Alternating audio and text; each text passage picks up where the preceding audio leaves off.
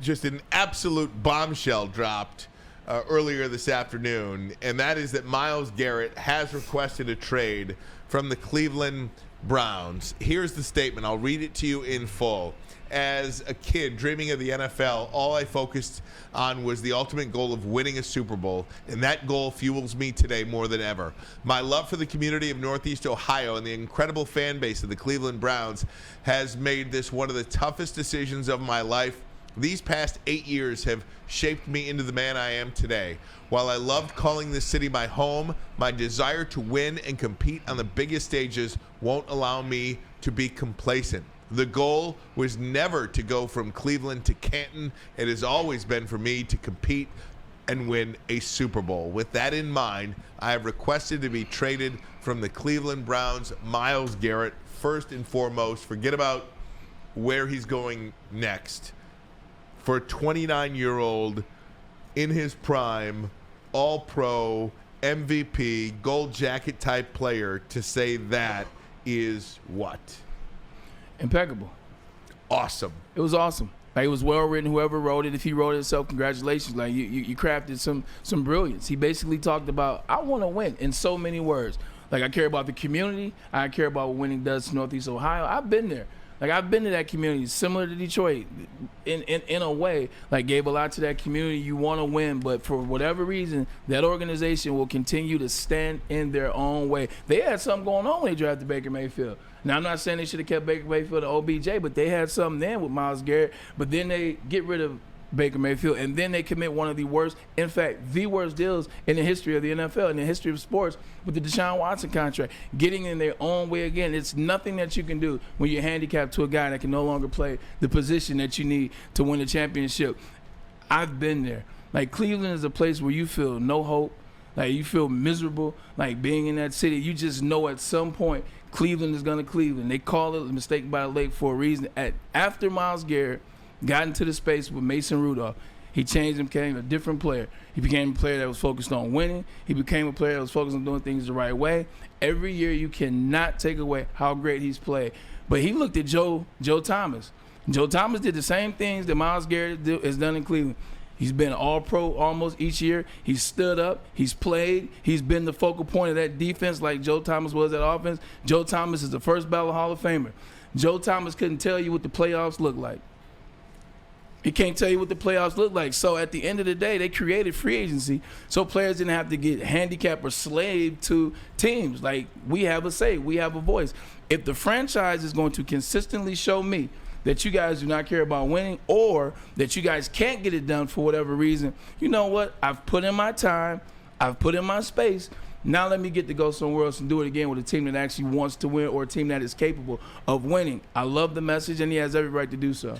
You know, one of the things about this, too, is not so much about Cleveland specific, but I do think you can look at that Cleveland organization and say, I got a little extra. You got a little something.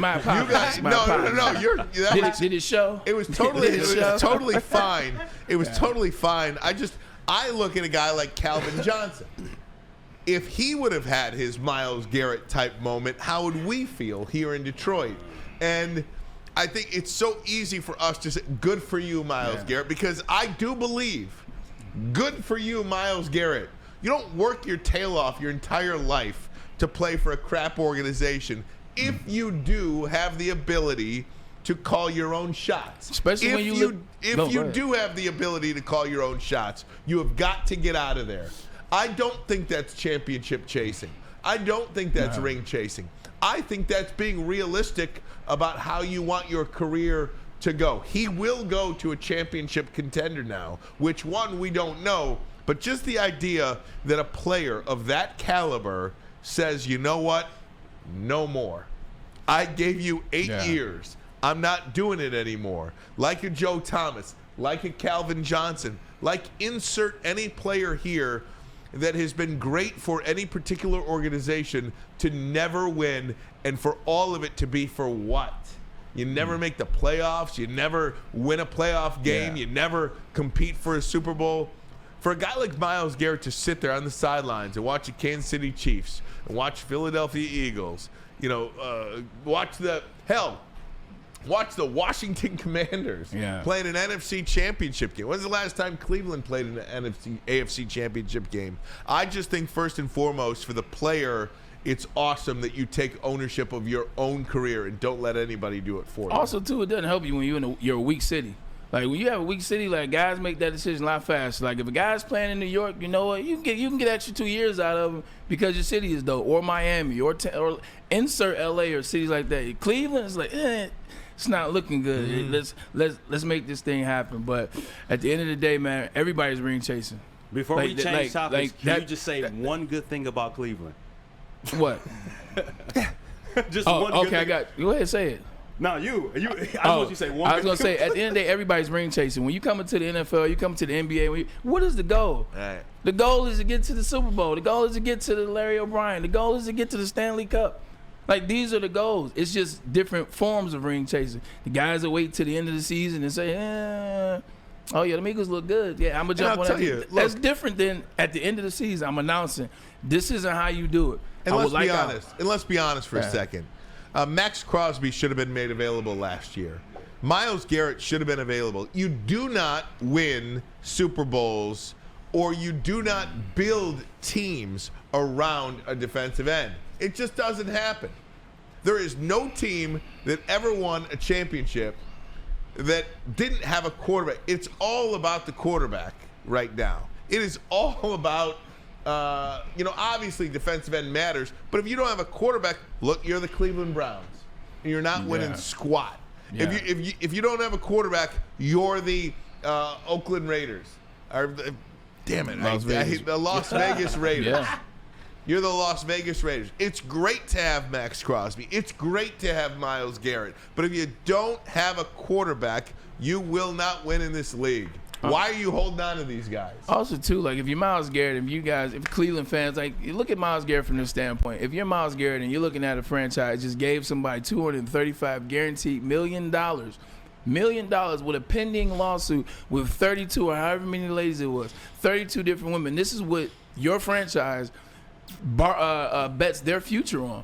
This is the type of decisions that they make. These are the type of things that they do. So, like, if I'm Myles Garrett, this ain't going to be the last time. They're going to do something else that's going to directly affect me having a chance to win the Super Bowl or go to whatever the things that may be. They are a negligent franchise. I can see that. Now, where does Myles Garrett go? That's the fun part. That is the fun part. And for everybody here in Detroit, I think all of us collectively stand up and say, please come to Detroit. And then you throw in the realism of how do you make that work?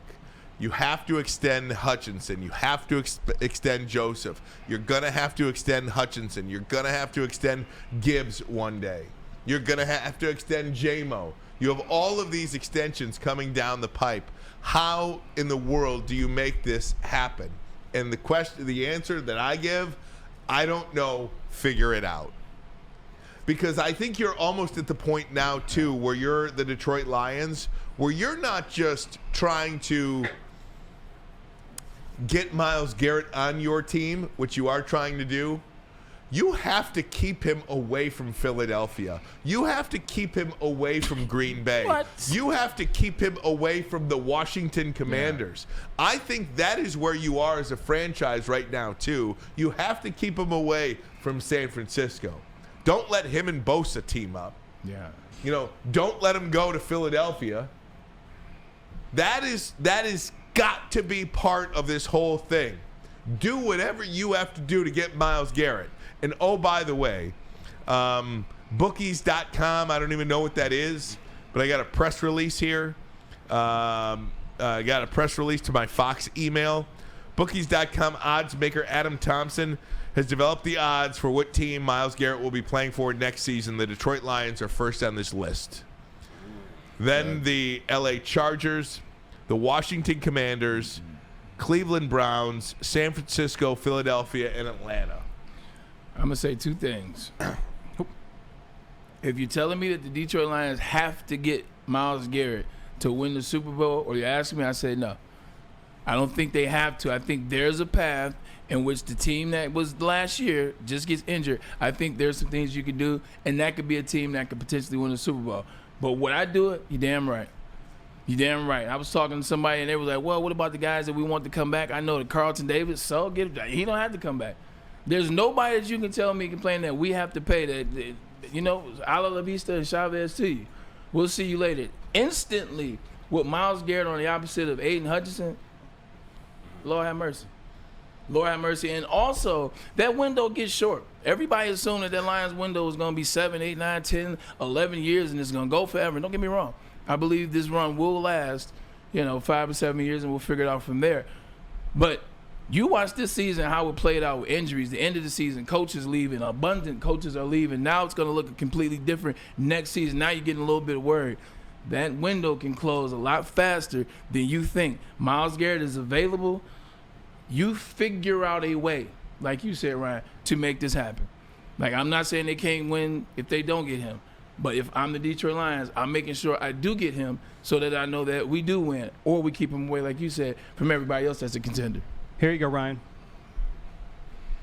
There you go, bookies.com. There it is right there. Myles Garrett 2025 odds. And again, the Detroit Lions are on that list. So are the Atlanta Falcons, the Philadelphia Eagles. Look at 3. The Washington Commanders. I'm telling you guys, that is a team to be reckoned with. And I know they're not in the NFC North. I know, but that is going to be a team that is at the top of the NFC for a long time.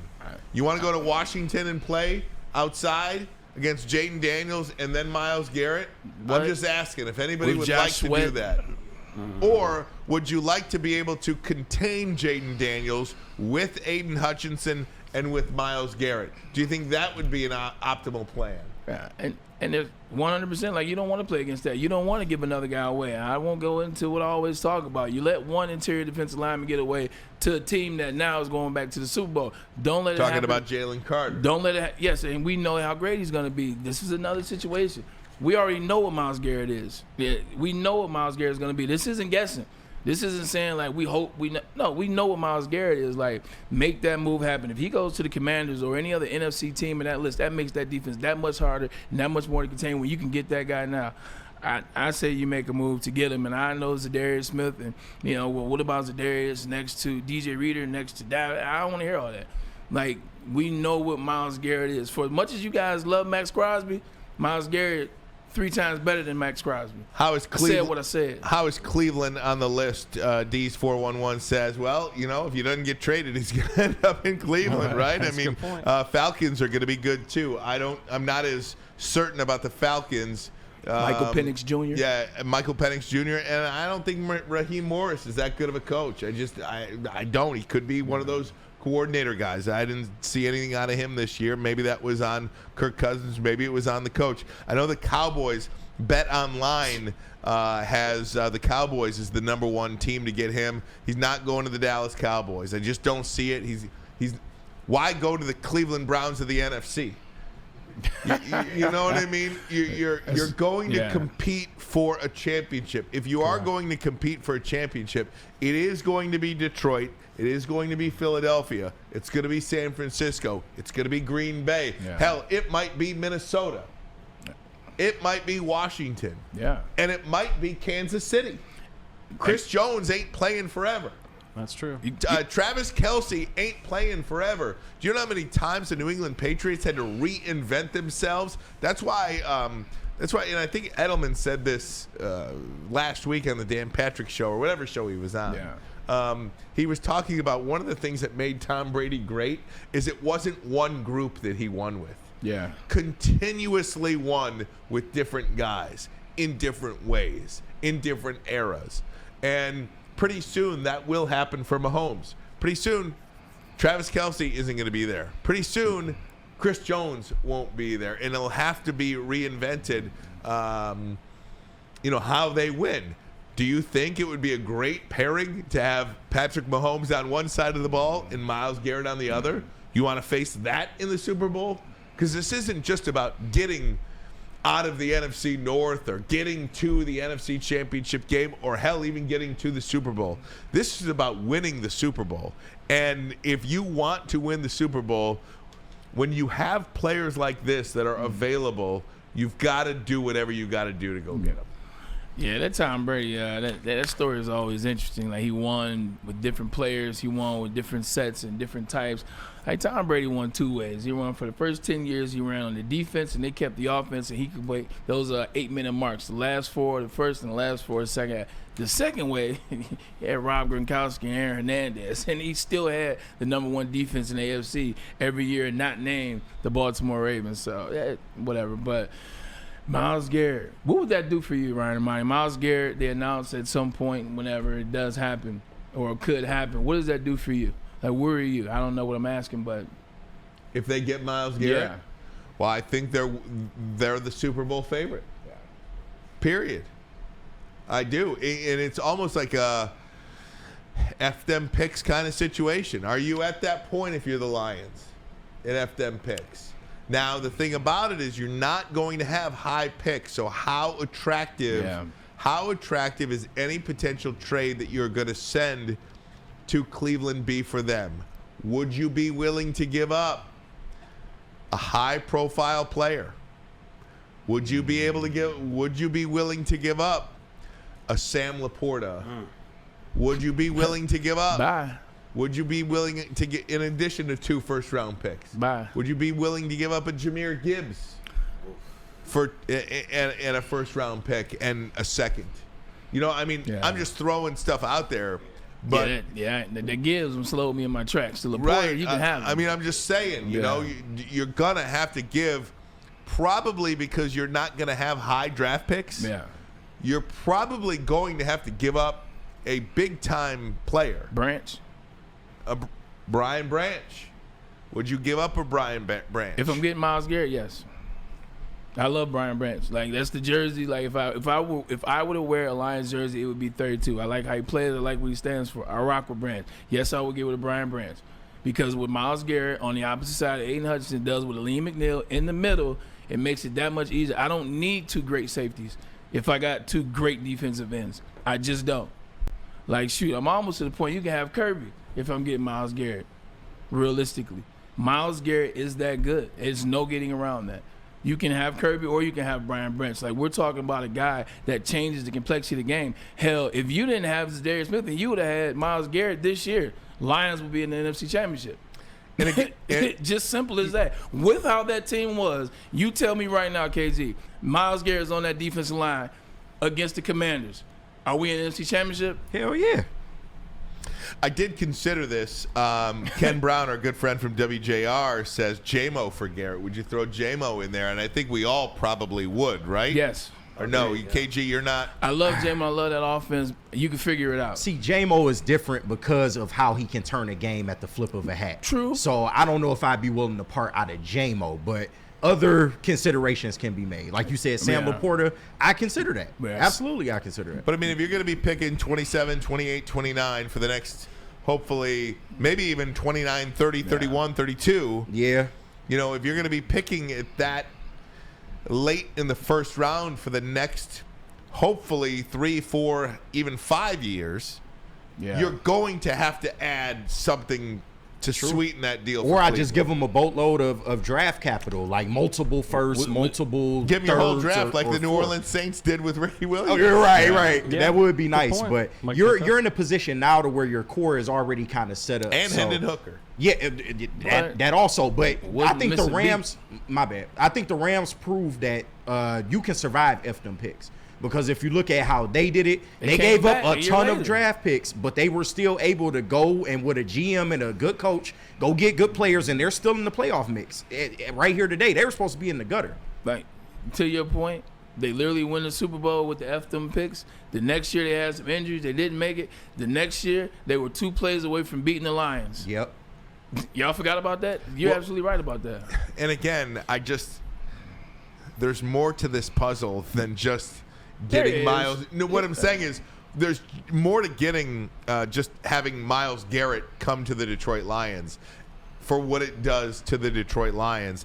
I think perhaps an equally big piece of this is keeping him out of Philadelphia and Washington and Green Bay and Minnesota and Atlanta or wherever in the NFC. If he went to an AFC team, I wouldn't like it, be fine. But if he goes to an NFC team, Your last 2 years, this year's loss to Washington and last year's loss to San Francisco.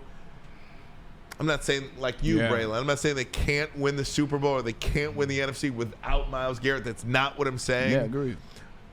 But it is a much taller task to put Myles Garrett on a team you're competing against in January. You get Myles Garrett, I close my eyes until next December. Until next February, which essentially would be the NFC Championship game, though. But I was thinking, it's funny because when you say Eagles, I'm instantly like, man, if Eagles, they already pay so many people. Like the Eagles wouldn't even be able to get it. Well, Darius Slade be gone next year, and so will Brandon Graham. Ooh. Like the Eagles will figure out ways to free up some cash, and just like us, you know what? Yeah, so we like Cooper DeJean, but you can have him. Yeah. Howie Roseman is an aggressive GM. And he's been doing. He might even trade AJ Brown. Yeah, so they'll find a way. So keep away is a real thing. Like keep away is a real thing. You look at what the Rams did. Keep away Odell Beckham. We don't want I don't want y'all to get Beckham. And Odell Beckham, say what you want to say about him. He helped that Rams team win that Super Bowl. He doesn't get injured, he might be Super Bowl MVP. Keep away. Gritville USA says, no way I want to weaken the offense. Keep J-Mo and Gibbs, two of the fastest players in the league at all costs. Dale says Hooker has trade value. I'm salty. I'm not giving up Gibbs or J-Mo or Branch or Kirby. You might have to give up something, Salty. And SR 7187, $2. Thanks in the super chat. We appreciate it. Again, super chat. We appreciate you. Chubb injured. Monty a 1 and a 2. Done deal. I'm not sure. I love David Montgomery, but that's not the back that anybody's going to want.